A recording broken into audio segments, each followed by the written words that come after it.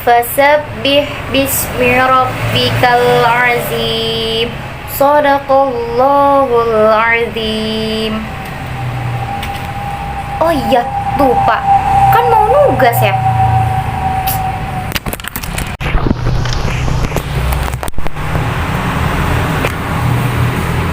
Assalamualaikum warahmatullahi wabarakatuh.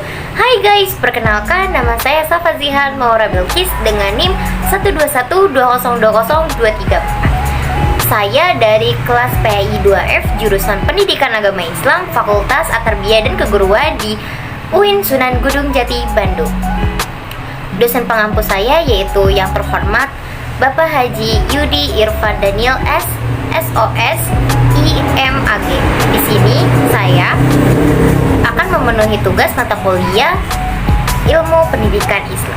Sebelum lebih lanjut, di sini saya akan menampilkan seputar peserta didik dalam Ilmu Pendidikan Islam.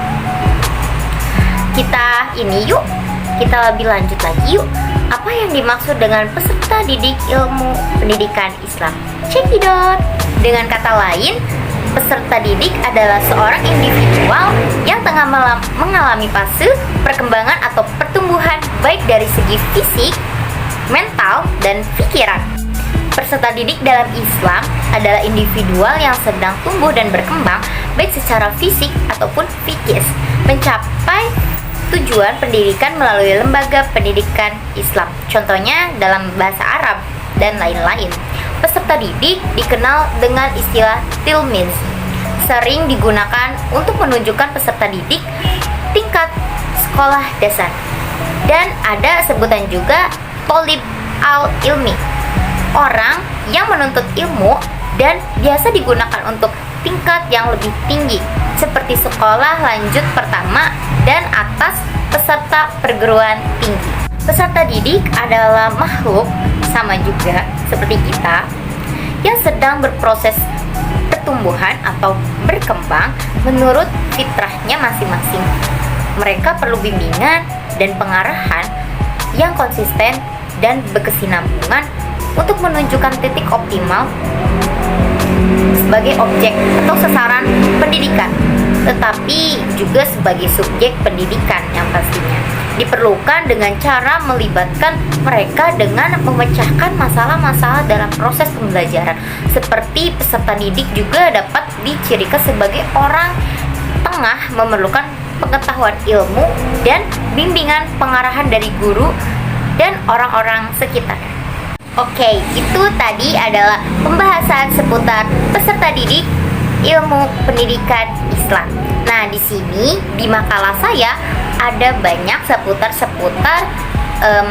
peserta didik, tapi saya di sini akan menjelaskan dua, yaitu ada paradigma peserta didik dan ada aspek-aspek peserta didik. Mau tahu kelanjutannya? Check it out lagi. Emang paradigma peserta didik itu apa sih? Aku kurang tahu. Bagi kamu dan kamu pastinya yang nggak tahu apa sih yang disebut paradigma peserta didik. Nah, dalam proses belajar dan pengajaran, seorang pendidik harus sedapat mungkin memahami hakikat peserta didiknya sebagai subjek ataupun objek pendidiknya. Kesalahan dalam memahami hakikat peserta didik menjadi kesalahan dalam proses pendidikan. Dan ada beberapa hal yang kita harus pahami mengenai peserta didik dalam proses mengajar. Oh, jadi pas seperti itu ya. Emang ada berapa dalam proses pendidikan peserta didik? Nah, makasih ya kamu udah nanya-nanya. Karakteristik peserta didik yaitu ada 5 karakter. Ada apa aja sih? Kita bahas bersama-sama. Yang pertama adalah peserta didik itu bukan miniatur orang dewasa ya. Ia mempunyai dunia sendiri, sehingga metode belajar mengajar tidak boleh disamakan dengan orang dewasa. Orang dewasa tidak patut mengeksploritaskan dunia peserta didik dengan mematuhi segala aturan dan keinginannya. Yang Yang kedua, peserta didik memiliki kebutuhan dan menuntut. Untuk memenuhi kebutuhan itu harus semaksimal mungkin ya. Untuk Indi Abraham Marshmallow terdapat 5 haircut yang dikelompokkan menjadi 2 kategori, yaitu yang pertama kebutuhan tafar dasar atau basic needs, yang meliputi kebutuhan fisik, rasa aman dan terjamin cinta dan ikut memiliki sosial dan harga diri. Yang kedua, meletak ketubuhan meta-needs, meliputi apa saja yang terkandung dalam aktualisasi diri seperti keadilan, kebaikan, kedamaian, keteraturan, kesatuan, dan yang lain sebagainya. Kebaikan kebutuhan manusia memiliki tingkat kesulitan yang hierarkis. Kebutuhan yang berada dalam hierarkis paling bawah akan mudah dicapai oleh semua manusia. Ketiga, peserta didik perbedaan individu dengan individual lainnya. Perbedaan yang disebabkan dari faktor endogen atau fitrah maupun oksogen atau lingkungan yang meliputi segi jasmani, inteligensi, sosial, bakat, minat, dan lingkungan yang memengaruhi dalam teori psikologi. Ada 2 tentang individual.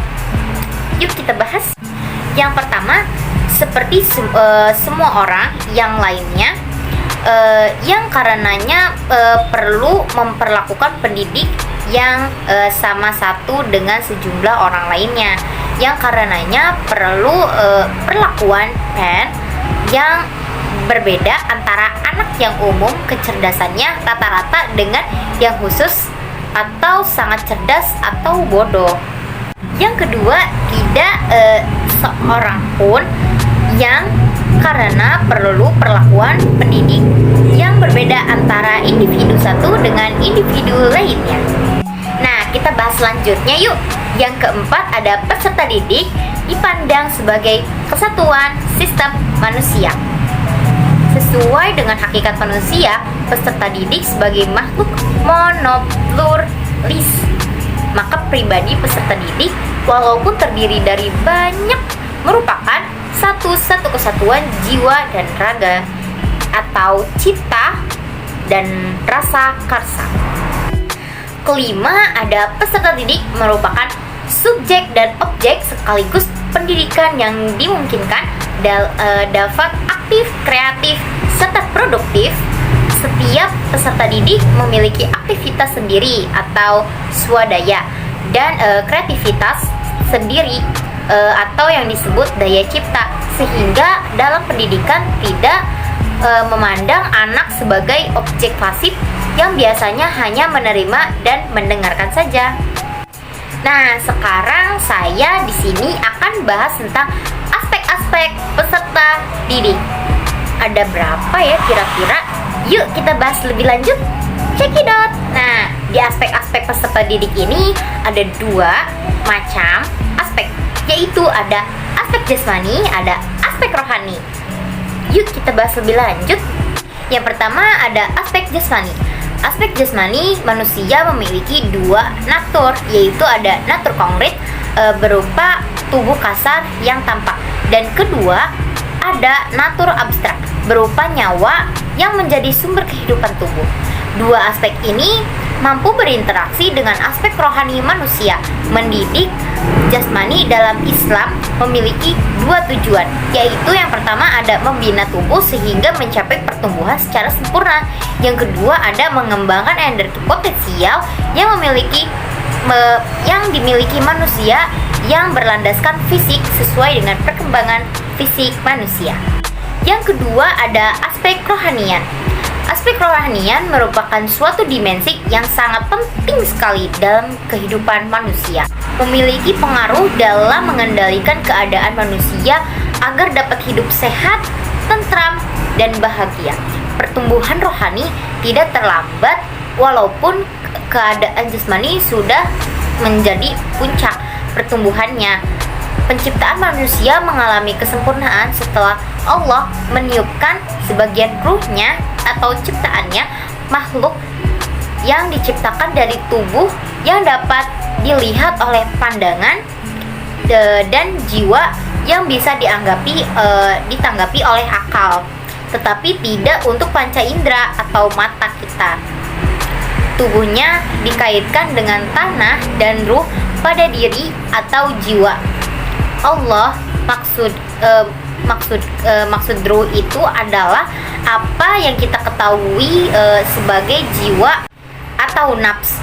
Oleh karena itu, maka dalam rangkarsa laksana usaha untuk mewujudkan kebahagiaan tersebut dalam mendidik peserta didik dengan pendidikan agama, sehingga dalam pertumbuhan akan menghasilkan nilai-nilai yang baik tentunya.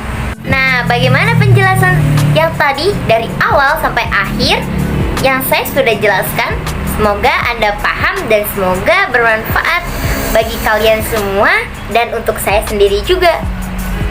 Di sini saya Safa Zihan Maraba Bilqis mohon pamit undur diri. Jika banyak kesalahan atau kurang kata-kata, mohon dimaafkan karena itu dampaknya dari saya.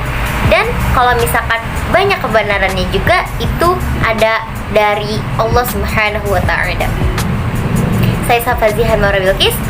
Wabillahi taufiq wal hidayah. Wassalamualaikum warahmatullahi wabarakatuh. Bye bye guys. See you next time.